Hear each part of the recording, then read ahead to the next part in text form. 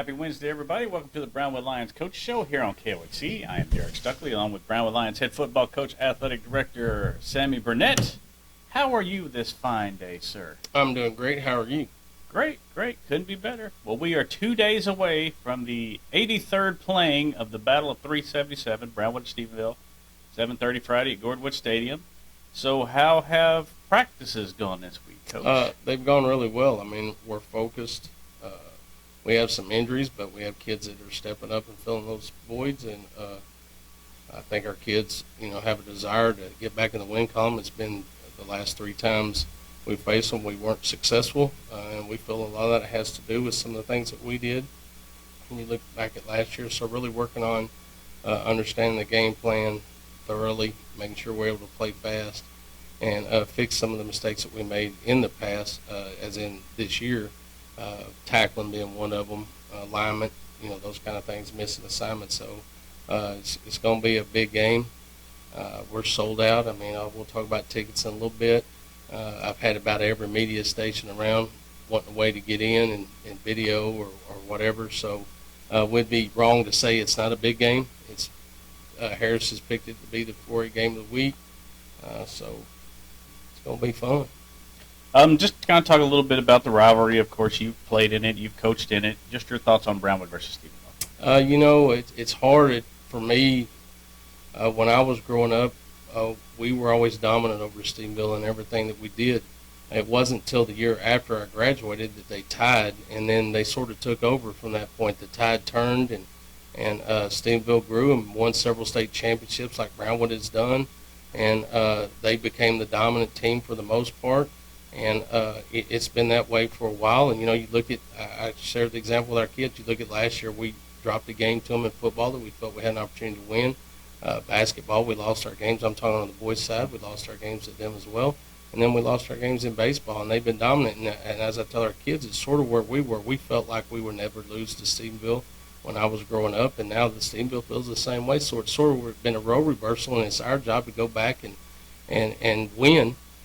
That's the only way you're going to answer the critics or answer your own thoughts or beliefs or whatever is go out and get it done. You can't preach wins to kids. You got to put them in position to win. They got to have faith, and they got to go out and find a way to do it. So it's healthy. That rivalry. If it had been lopsided for all those years, it wouldn't be much of a rivalry. But it flops back and forth through periods of times, and it's been going on for 80-something years. It's a great rivalry. Last year at realignment when we felt like there was an opportunity for us to go west and be in a 5-team district, and I talked to Sterling over there at Stephenville, and he felt there's a chance they may be in a 5-team district, so we just agreed then early that, hey, if we're both in a 5-team district, we'll play this week 6 game, and it's been healthy for us. So, I think it's important that Brownwood Stephenville play. It's great for both communities.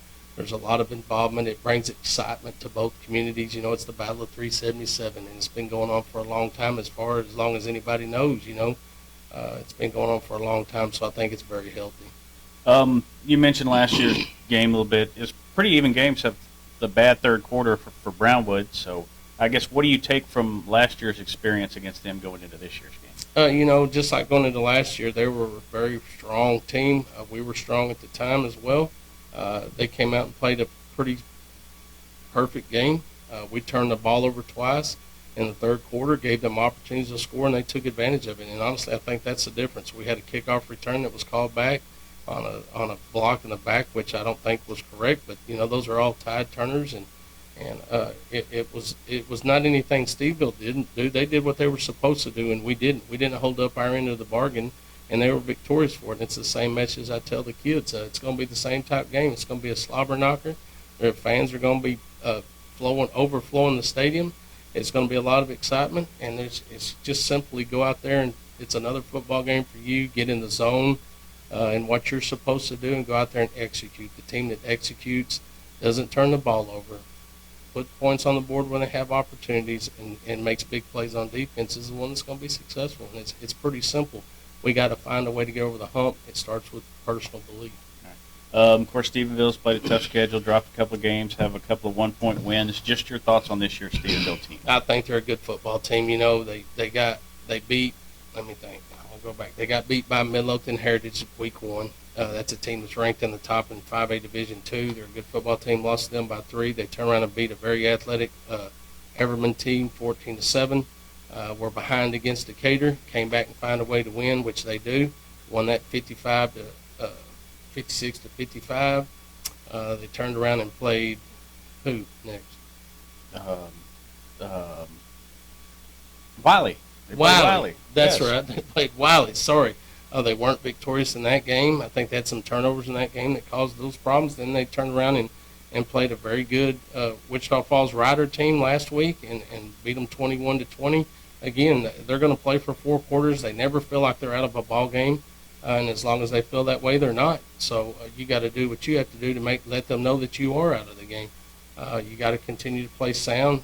You can't take off plays, especially late, and expect to keep a lead. So they're a strong football team. They played one for Division I school in pre-district, and that was a top 10 team at the time, top 5 team at the time in Decatur, and everybody else they played had been 5A Division II. So they played extremely worthy opponents. So they're going to be weathered and ready to go. As far as they go, offensively, defensively, what concerns you about them? They got some dynamic players. Number one, Tristan Gentry, it's a wideout for him. They get the ball to him a lot. He's dynamic. He's a 100-yard dash guy, very fast, very quick. He's a lot like the number 8 from Wiley. We got to control him.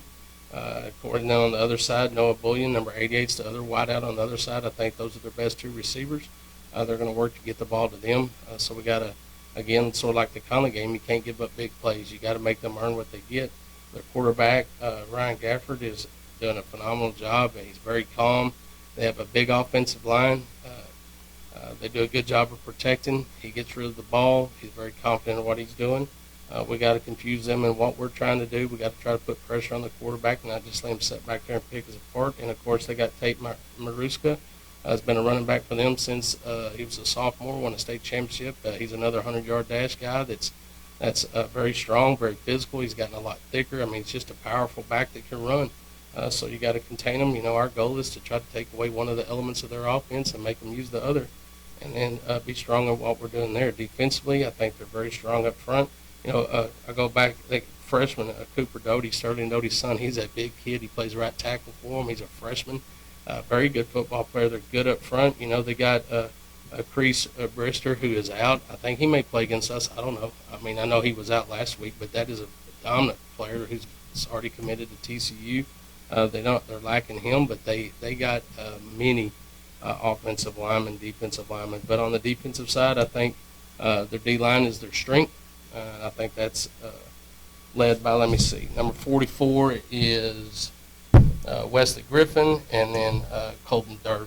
And both really good football players, very powerful guys, very strong guys, big.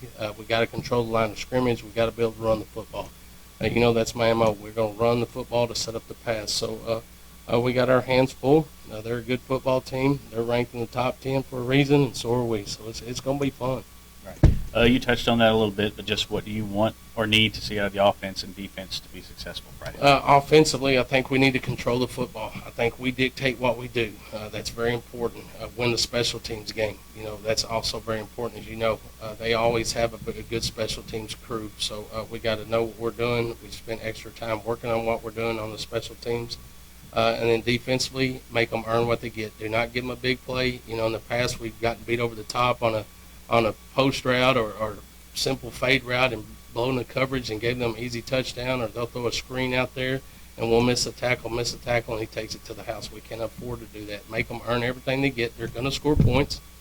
You got to minimize the points that they score. Get off the field when you can. Offensively, make sure you score on every possession some sort of points, whether it's a field goal or a touchdown.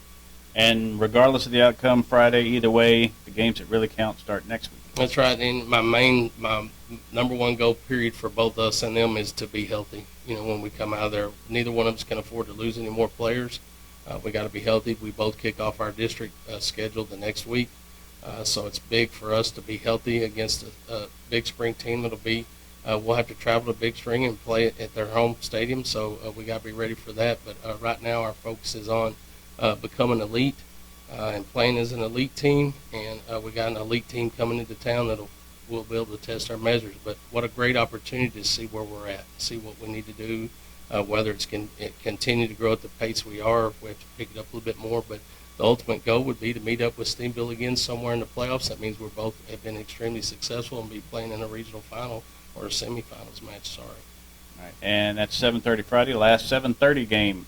Yep. At least to the playoffs. Yep, that's right. After that, everything's at 7 o'clock with the district rules. I do want to mention tickets for Friday. We'll go through the schedule with all the other sports, but we don't have any more reserve tickets. Those are sold out unless you want a single. If you're a single and you want to go up there and get a ticket, you can do so. We still are going to sell general admission tickets until those are full. I think we have approval as well. If you're an adult, once everything is full on our side, which is happening very, very quickly, if you're an adult and we don't have a spot for you on the home side, we'll have a section on the visitor side for you to sit. Once the home side's full, it's sort of like we used to do back in the old days where we'd sit, used to both bands and the student section was on the other side. But I think we have approval. Once our side is completely full, then we can open up some seating on the visitor side in the section where everybody will be together. All right, yeah, should be a great environment Friday night. So, yeah, everybody go get a ticket if you hadn't got one yet.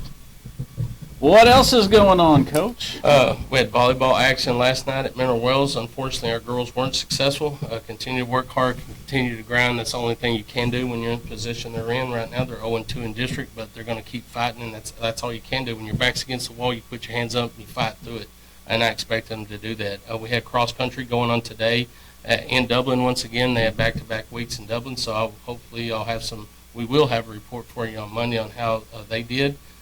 Tennis will host Gatesville tomorrow, Thursday at 4 o'clock.